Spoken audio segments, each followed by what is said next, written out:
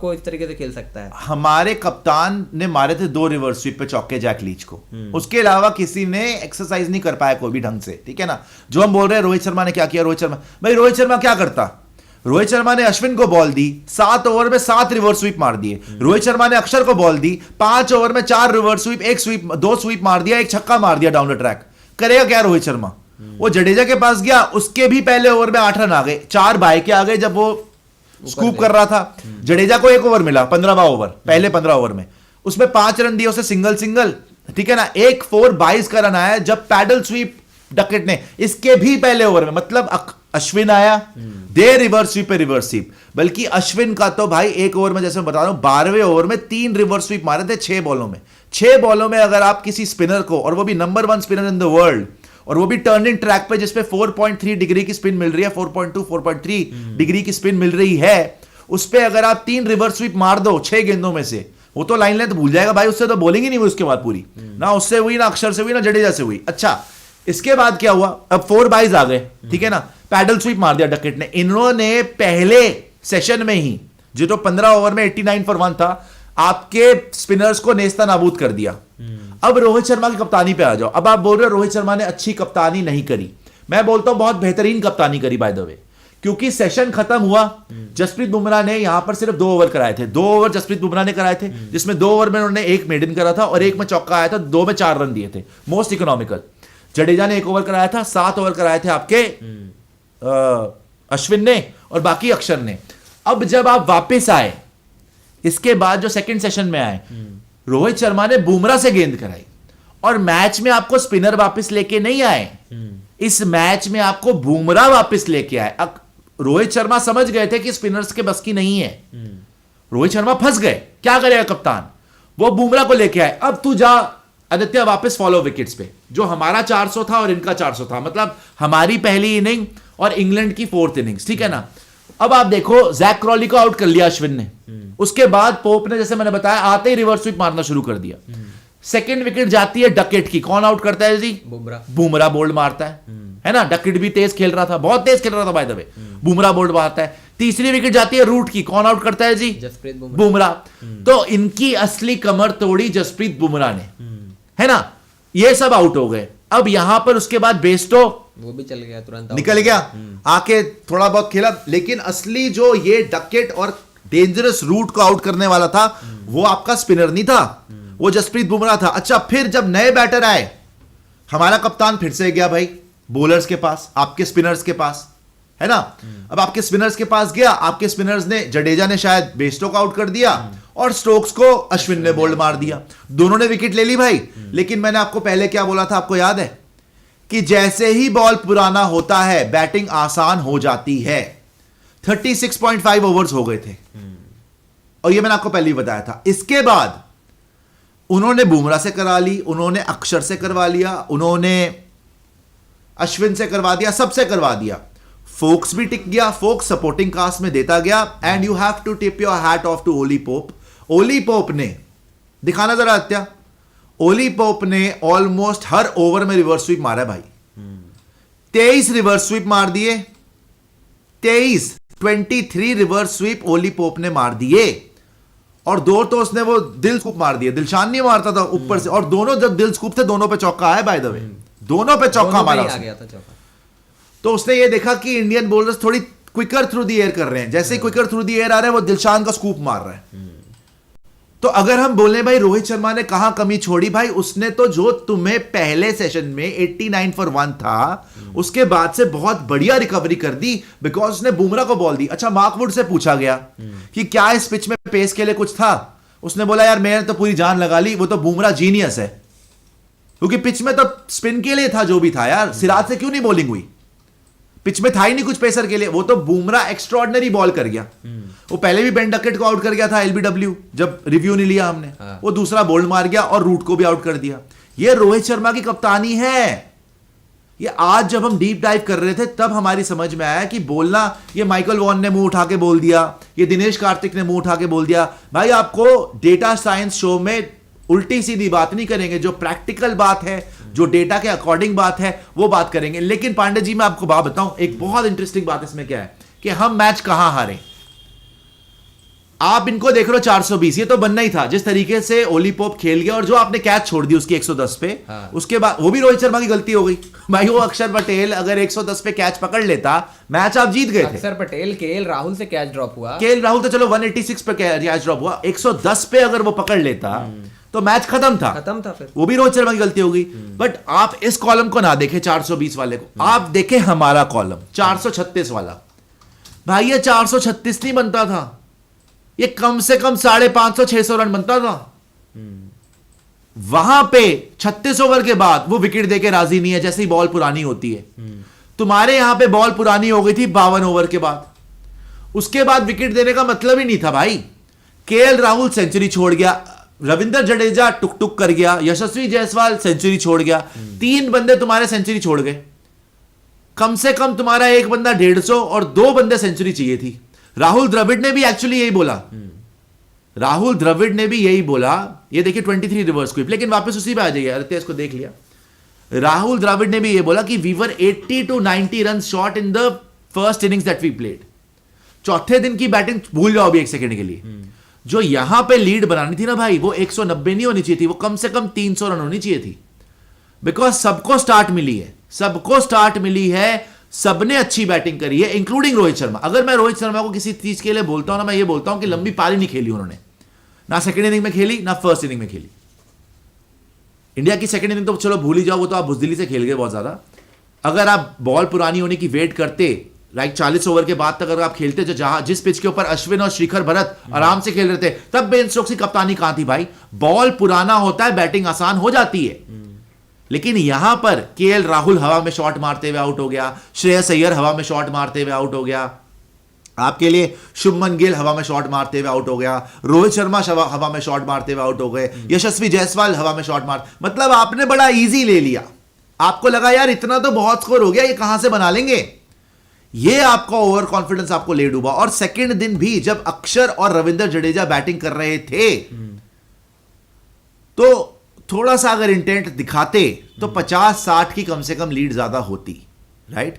तो मैं data science show में आज आपको यही प्रूव करना चाहता था या दिखाना चाहता था कि जो ये माइकल वॉन और अक्षर पटेल, और हमने भी क्रिटिसाइज करा था, आई थिंक थोड़ा सा यहां पे ना ज्यादा हम बहुत ज्यादा मतलब कि रोहित शर्मा पे बिल फाड़ने की कोशिश कर रहे हैं, जबकि रोहित शर्मा की इतनी ज्यादा यहां पर गलती नहीं थी। आपके अगर उनकी बैटिंग में गलती बोलते मैं मानता हूं, उनको रन बनाने चाहिए। इंडिया कप्तान है ऐसी पिच पे जहां पे उनका कप्तान 70 मार गया पहली इनिंग में, ओली पोप ने मार दिए रन, स्टार्ट सबको मिल गया, आपको नहीं शोभा देता। पहली इनिंग में भी आपने विकेट फेंक दी, सेकेंड इनिंग में सेट होकर फिर आप आउट हो गए जब चेस करना था, राइट। तो बैटिंग में मान लेता हूं, लेकिन कप्तानी में अगर मेरे को जो समझ में आ रही है अभी, आप बोलो डिफेंसिव फील्ड लगा दिया जी, फील्ड खोल दिया जी, भाई एक बार बॉल पुरानी हो गई ना, तो बेन स्टोक्स की भी कप्तानी देख ली थी। अश्विन आउट नहीं हो रहा था और भरत आउट नहीं हो रहा था। So I think it is very unfair to say कि रोहित शर्मा ने अच्छी कप्तानी नहीं करी। हमने पहली इनिंग में बैटिंग ढंग से नहीं करी, हमने बहुत इजी ले लिया। हमें इतने चांसेस मिले भाई, केएल राहुल की कैच ड्रॉप हो गई, शुभमन गिल की कैच ड्रॉप हो गई, कैपिटलाइज नहीं कर पाया, श्रेयस अय्यर हवा में मार रहा है फालतू की शॉट, रेहान अहमद को तो तुमने मारना ही मारना था ना। वो रेहान अहमद की कौन सी बॉल तूने टांग दी भाई। रेहान अहमद हर ओवर में एक फुल टॉस दे रहा था, एक शॉर्ट पिच बॉल दे रहा था, तो उसकी अच्छी बॉल पे मार रहा है। पहली इनिंग में हार्टली से बॉल नहीं हो रही थी, लीच का गोडा गया हुआ था, उससे बॉल नहीं हो रही थी, तुम जो रूट पे आउट हो गए 4।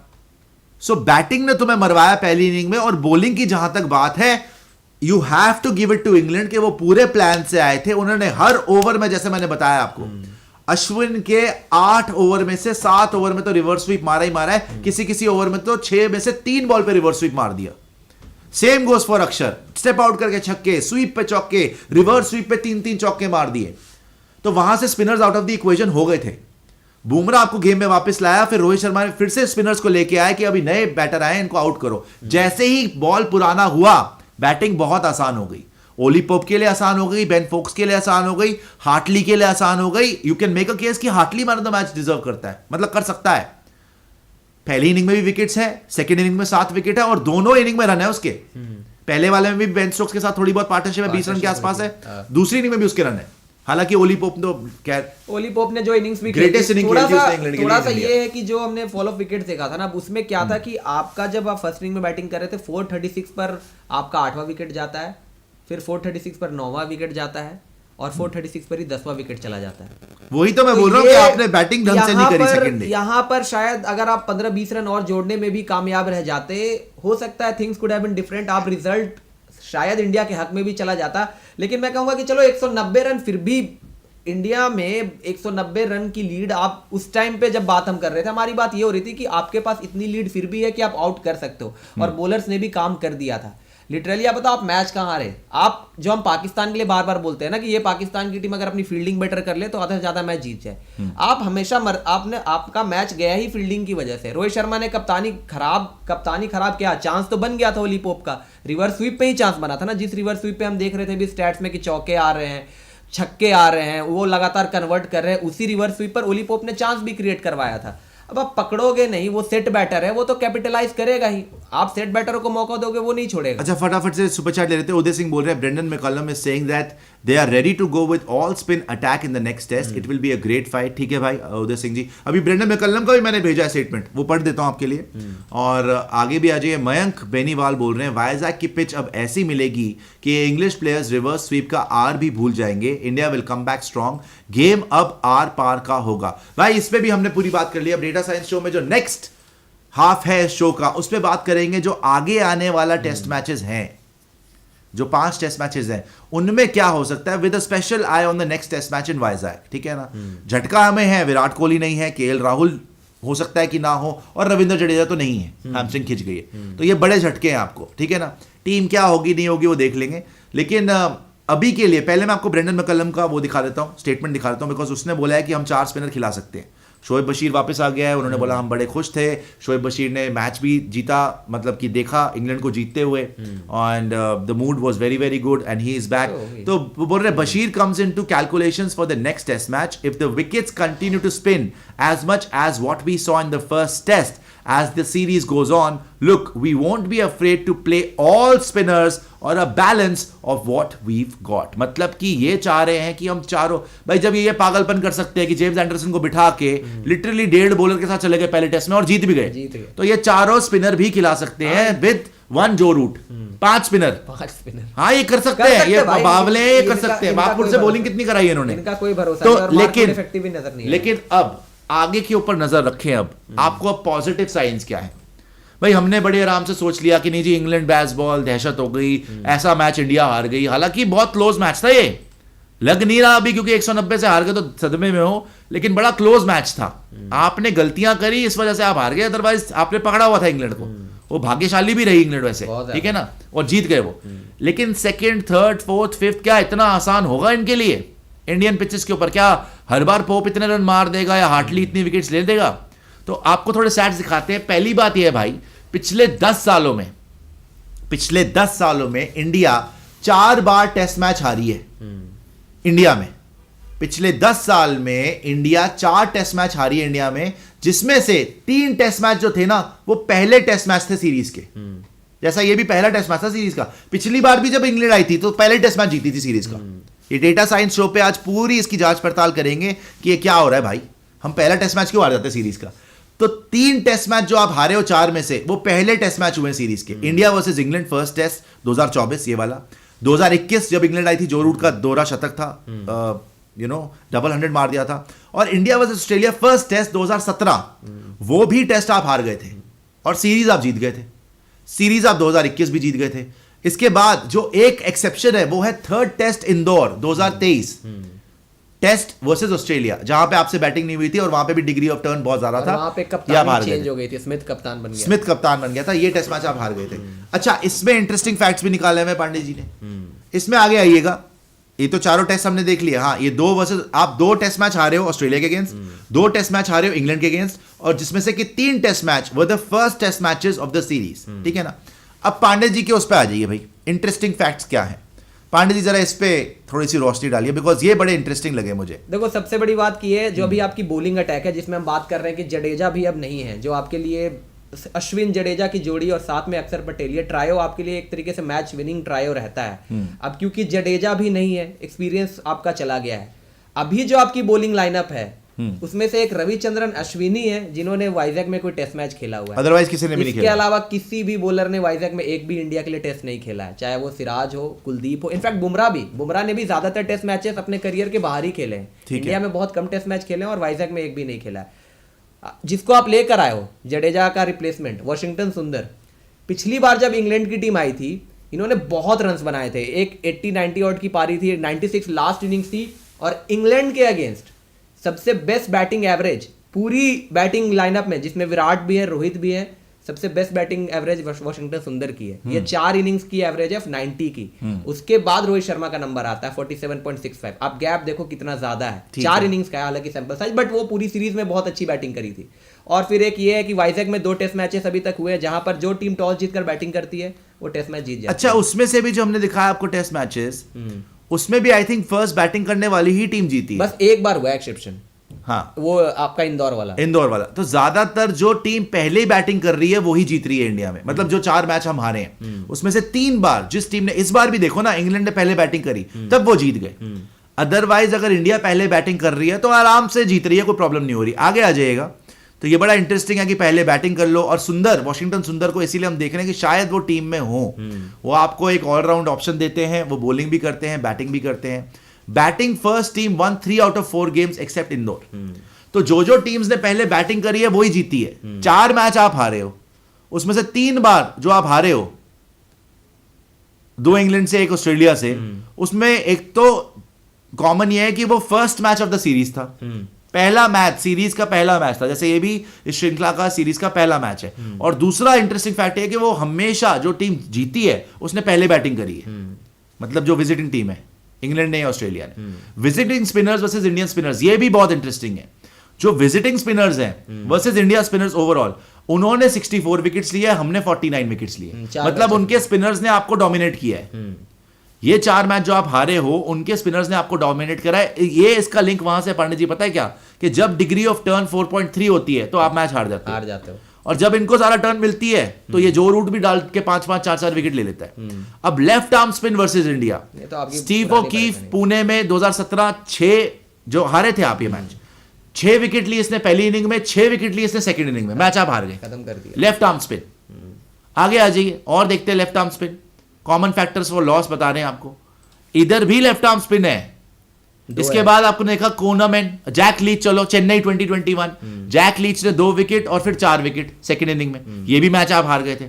फिर आप देखो इंदौर वाला मैच जो आप हारे हो, उसमें कोनामैन, ये भी लेफ्ट आर्मर था, 5 विकेट ले ली थी पहली इनिंग में, इसमें तुम 150 भी नहीं बने थे तुमसे, और सेकंड इनिंग में 1 विकेट, जहां पे आपके नेथन लायन 8 विकेट ले गया था। और अब आप देखो फिर से ये सारे मैच आप हारे हो, यही मैच आप हारे हो।